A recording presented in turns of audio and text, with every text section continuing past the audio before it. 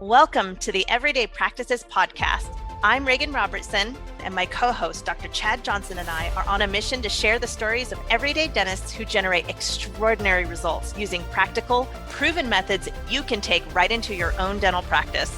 If you're ready to elevate patient care and produce results that are anything but ordinary, buckle up and listen in.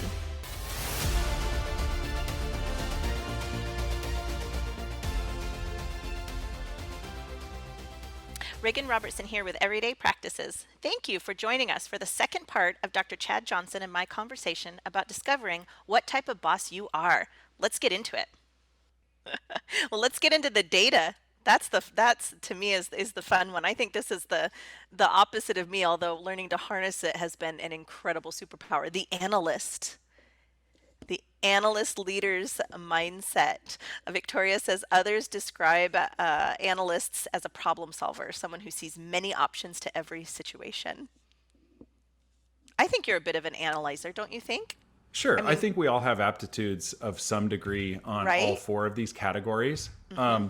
I have my pet things that I'm good at being an analyst, and I think I like hiding them. So I don't, so I don't try and make a big stink of it. But my Excel files would prove otherwise. That I do actually analyze my big visionary ideas and kind of to offset and balance them.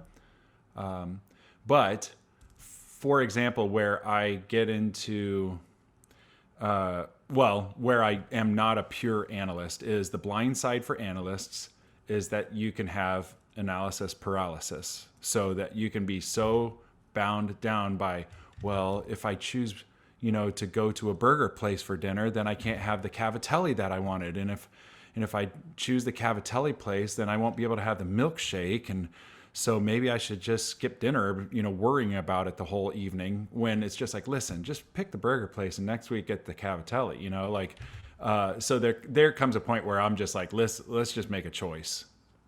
I have a feeling that analysts, one of my best friends is an analyst, pure and true. She's a CFO for a large defense company, and uh, we talk, a lot just about business in general.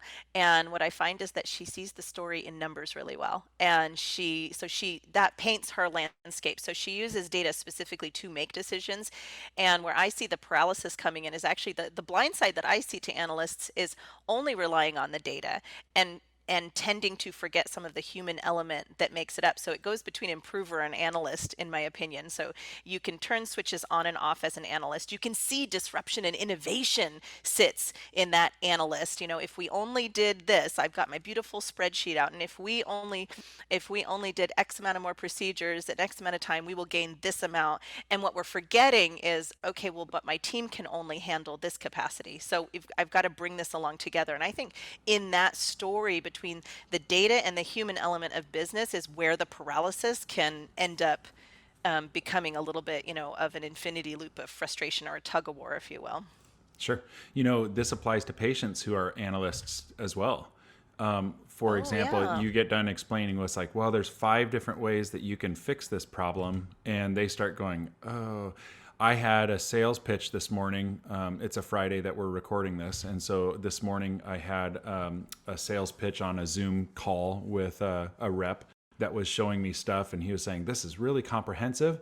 And I got thinking, I was just like, I don't even know if I have any problems with any of the solutions that he has. And it's so comprehensive. I was just like, I don't even know if this is something that I'm interested in. Maybe it is, but and it blew my mind. Reagan, I just didn't know what to do with it. And at the end, I think they kind of did the silence mode, and I was kind of silent too. I was like, I don't know. And it got me thinking. With patients, we do the same thing. That we say there's 5 different treatments, and they go, oh, but it doesn't even hurt. And they're thinking, I don't even know why this is something that I should address. What's your thoughts? Well, you got me very excited when I heard that because it reminded me of watching Bruce in the op and walking some patients through their comprehensive treatment plans. And you could see, well, you couldn't see, I could sense sort of that kind of overwhelm. It's a lot to process. Yes. And I think one of the strengths that an analyst can bring to it is being able to bring them along on that journey and break it down into very small, actionable steps. So I watched him do that with one patient, and it was really a high focus was spent on step one as opposed to the entire story. So I don't know in yours, as you explained each step along the way, if you kind of stayed on that step one. So the story that I'm thinking about in my head was a patient that I watched him treat, and he needed a full mouth rehab, and there were so many steps up to getting just to be able to have the mouth healthy enough to be able to perform that treatment. And so he focused on getting the perio straight first, to get the gums not Yes. bleeding anymore. And that's all they ended up talking about. And before you knew it, he was opted into the entire treatment plan. Yep. But he stayed on that first step and talked about being healthy in that first step, and let's just get this part taken care of. It doesn't, and he also said, this can take as long or as little of time as you need. Yes. We're going to get you there. Don't be overwhelmed. We're going to go at your pace, which at PDA we always say is we meet you where you're at. Being a guide for the patient's sake is important, and that's why I a lot of times the more comprehensive that the treatment plan is, and let's say that it includes periotherapy, that I say, hey, you know what, that was a lot to consider. Here's what I need you to the take home message. Melissa, my hygienist here, has already explained to you about all the periodontal disease and how that's not just affecting the gums, but it's affecting the bone. We just talked about that, okay? Let's focus on that first. Let's get you back in. That's our top priority, okay? When we get that fixed, then we can start talking about moving on to phase two, getting the rest of this done. But we can't get to phase two. We can't be talking about getting you a pretty teeth and solving, the cavity problems, getting rid of your wisdom teeth, pulling multiple teeth, doing sinus lifts, placing in 4 implants, blah, blah, blah, all that stuff. It's like, I need to get your perio under control. We're not going to be able to do much else until we get your periodontal disease under control. So perio first. Does that make sense? Okay. So, just breaking it down. Agree. Lastly, I want to say this. Superstar. Superstar. Superstar. Superstar is better. Yeah, superstar. Victoria wrote, others likely describe you as a charismatic, one of a kind, high achiever, irreplaceable, unstoppable. Superstar leaders spend their time focusing on networking and building the marketplace. You're Why does that often remind me seen, of Katy Perry? That's all I baby, could you're think a of. firework. Yes, that's all I could think of. Superstar, Yes, irreplaceable, unstoppable, or Oprah but it's Winfrey. it's it's Mary Catherine Gallagher, superstar from Superstar. SNL. Yeah. So Victoria wrote later on, it says, often seen as the rainmaker. And it's funny because my brother has talked before. He's in realty, and he talks about, each realty company or whatever. Sometimes they've got what's called a rainmaker. So I've Oh, heard that word before. absolutely. Yeah. You Basically, see, they're the tribal person that can make it happen. we used to have, and we may still have in our little town, Roxy. I don't even remember her last name. She was a real estate agent. Roxy. She drove around town. No, she was driven around town in a limousine. Every home you bought contained an oil portrait painting that she herself created. She had this over the top personality, and she created this brand around herself. Right. It wasn't even about which realty house she belonged to. It was Roxy, Houses by Roxy. What color was the limo? Black.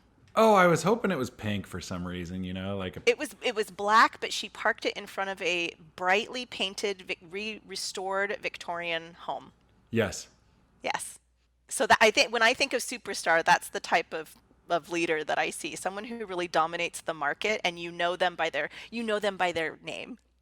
And so interestingly, they're so efficient at, rocking it that their blind side might be, Victoria wrote, that they're building a great lifestyle, but not necessarily building a great company. It's not Again, scalable. this isn't their problem all the time, but it could be that someone who's a superstar might just, keep all the attraction to themselves explicitly or implicitly. And so if you're irreplaceable, the question becomes, how are you building a great company that lets you eventually go out, Reagan, I've heard it said this way before. If you have a company, and I think it was eMyth, if you have a $10 million auto company that you're trying to sell, how many people, number one, are looking for an auto company, to buy a car dealership? Not many. And if you have one that's worth 10 million, or should we now say, 100 million or something like that, how many people are looking to buy $100 million, investment in an auto dealership? Not many, very few. And so as you then don't surround yourselves by someone that can help make a system to where you can step out of it, you can be the big guy, because that's what the auto dealerships are about, right? Come on down to Bob Brown Auto, and stuff like that. And it's about the name Go and see Cal. yeah, stuff like that. Okay, Yes, I but get it. and it can be about that guy, but like then the question is, when they come in, are people always wanting to see Cal? Are they always wanting to see Bob Brown? And are they expecting to see him on the commercials? And is your and dentists are notorious for this. Is it's Johnson Dental instead of a blank Oh, dental, and so 100, then 100%. When I joined dentistry a decade ago, that was one of the first, really big projects that I worked on with dental practices was renaming.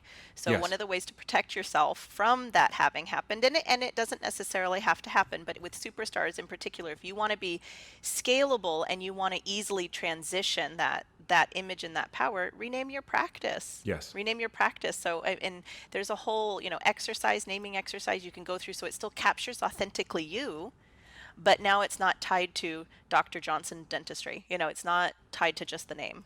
And I get why there's an advantage to putting your name on it. It comes down to the idea of the buck stops here. My name is literally on the door, and I will see to it that everything goes well.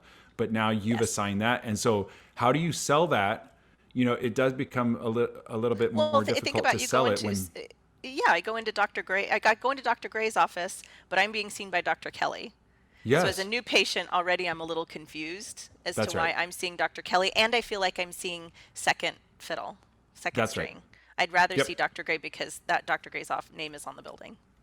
So Superstar needs to harness their power to be the rainmaker, to bring in the business and everything like that. But they also then need to build up their team. I have a big enough problem with this that I'm trying. I've got three associates that we're trying to build their brand within the brand and their name and stuff like that. So within my company, we've got four of us doctors. But of course, it's been the Chad Johnson show for 10 plus years. And so then eventually I'd like to have the other doctors, have as much ownership within the brand, not just financially, but also emotionally, everything like that they have buy-in to it, and that they want to be part of it. But if it's always the Chad Johnson show, then I'm basically putting bug repellent on and then chasing bugs. It's not allowing for me to attract the very things that I'm looking at attracting, getting associates to eventually want to buy you out so you can leave and have an asset that you were able to cash in on. Boy, this is a great conversation. I like our free flow talks like this because what that tells me is it gets back to your mission and vision again and how you communicate and over communicate that mission and vision to your associates to get them on board. So you've got to get them bought into the dream and not you, and that helps them get buy-in and having them put a little bit of skin in the game. So it's really important. To me, that's important that you know your philosophy of care, you're very clear on it, and you attract associates that either complement or align with that philosophy of care. Yes. If you're not looking there to start, that's going to make your job a lot harder when it comes to transition that practice out over time. So I think So superstars can be benefit of that. speaking of philosophy of care, it gets us to your Business Impact Foundations program. Why don't you tell us about that? Oh, yeah, it does actually. It's You're like, oh yeah, it's good. well, I think what COVID did last year was it gave dentists a ton of time to to sit and think and ponder, and for good, bad, or worse, I think it accelerated a lot of those who do I want to be conversations. And Victoria and Bruce, it was interesting to see last year as they put their heads together and said, we have to pivot and provide something to this, this need that has really bubbled to the surface. And how do you ground yourself? You ground yourself by reminding yourself who you are, why you came into dentistry in the first place, and then asking your question, how you've evolved over time, and are you serving yourself, not just your patients, but are you serving yourself? And I feel like COVID definitely accelerated that need to be reflecting upon your inner reflection as opposed to just business as usual. So yeah, Bruce and Vic came up with this. Really, it's a 2-month coaching intensive program. We have another one kicking off in April. This program really comes alongside you and helps you redefine who you are, clarity to it, and then put a plan to it. So you're not kind of, back into the day-to-day grind of everything, but you're able to get above the clouds and work towards a plan. It's really, it's been, we've run, gosh, I don't know, a couple hundred doctors through it so far, and it's been Yes. incredible to see doctors saying they know they need to work on business. Like everybody does. Everybody knows you need to work on your business, not just in your business, but they take their weekends to do admin work, or they just don't, or they just choose not to invest the time because it's a pain in the butt. So this is I love how it's structured. It's really easy. It's not overwhelming. It just takes you, an hour a week to go through over 2 months time with, with like-minded peers as well. So you're in a group, consortium, and you're going through it together. And by the end of it, you come away with that grounded confidence, knowing that you've got a 2-year plan that you can work towards, and your team can get buy-in, because if you're not clear and you're not really sure, your team is guaranteed to not follow that. They'll have no idea where to go. And the drama goes up, which is ridiculous. The turnover goes up, which is rough, all that Oh, stuff. okay, so this is recorded early April, and you said that the next class is starting in April. It's like, uh-oh, that's like this month. So, Yes, we have one more in 2021. We have one class starting September 24th okay, also. so it's either like get a hold of you guys ASAP or Hmm. wait until September, which wouldn't be the end of the world. But like if they wanted to get into this April class, do they get a hold of Stacy? I mean, who do they get a hold of? Dana? Yeah, go guys, 1-800-757-6077 extension 8, or go to And productivedentist.com/foundations. okay, so just productivedentist.com/foundations. Got it. Okay. I've done it twice, and the second time I got more clarity to myself in being able to complete it. So I think I just needed that remediation effort to seal the deal in my mind about And what we were doing. you're not alone in that either. There's been a few other doctors, because you Oh can yeah. audit it a second time, which was something that I thought was really cool that Victoria decided to include in that. And so we've had, yeah. So you're one of a handful that have gone through it twice, and it's amazing to see, the difference just between 1 and 2 for them. And they may have had other things in the way, but it's been a great resource that way. Yeah. Well, Regan, any other concluding thoughts about the white paper? We're really thankful for Victoria kind of spelling that out, and it was kind of fun talking it out since that just came out recently. There's been a lot of buzz about it, so we are kind of happy to talk about it and invite people that listen to this but might not know that's out there, so they should look for that. Yes, we'll go ahead and we'll put the white paper in the show notes there. People could download it. I think it was great to have a conversation with you and see how you felt about it. And the white paper was just really helpful for me to realize that I need to communicate with my team too, what type of blind spots I know I have, and reflect and see if they share that. Do they agree with that, so that we can be better prepared. Just makes things a lot smoother when you identify right up front. We've got strengths, here they are, and here's some of the weaknesses. So let's get support around us so we can be successful. I loved it. Thanks, Chad. Yeah, exactly. Well, thanks everyone. We'll look forward to having you join us next week. If you're losing sleep over your business and feel like you're already overloaded, but know your business needs attention, you just don't know how, when, or where to start, you're not alone. The reality is many dentists are overworking themselves, yet their practices are still struggling to be as this. Using easy-to-implement proven methods combined with a unique learning atmosphere, you can activate a strategic growth plan in just 60 days. If you want to clarify your vision, align your team, and elevate the health of your community like never before, call us right now at 1-800-757-6077, extension 8, or head over to productivedentist.com/foundations to secure your spot. We have 2 sessions left this year, and each program is limited to only 20 doctors.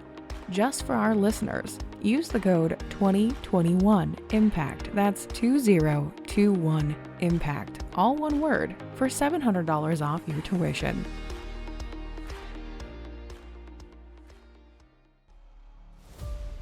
Thank you for listening to another episode of Everyday Practices Podcast. Chad and I are here every week thanks to our community of listeners just like you, and we'd love your help.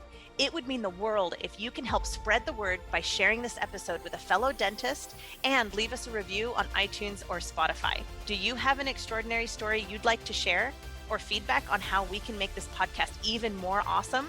Drop us an email at podcast@productivedentist.com. And don't forget to check out our other podcasts from Productive Dentist Academy at productivedentist.com/podcasts. See you next week.